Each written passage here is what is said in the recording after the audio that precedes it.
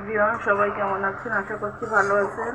তাই এখন আমি রান্না করতেছি ভেটকি মাছ দিয়ে, বেগুন দিয়ে, আলু দিয়ে। তো মাছটা আমি ভেটকি মাছ, ছোটো বাচ্চা ভেটকি, তারপরেও স্বাদ লাগবে না।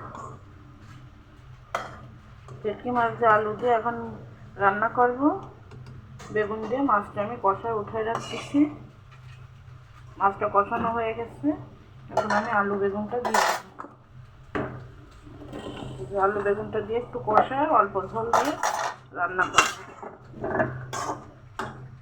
এদিকে আবারই বেগুন ভাজছি আর ডিম পোচ করছি, আর এই যে পাতিলি ভাত আছে, এগুলো হয়ে গেছে। এখন আমি বেগুনি তরকারিটা হয়ে গেলে ওদের খাওয়াই দাওয়ায় কষিয়ে নিয়ে যেতে হবে।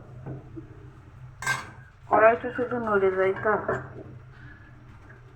তো এই হলো আজকে দুপুরের রান্না বান্না। কেমন হয়েছে সবাই বলে যাবেন।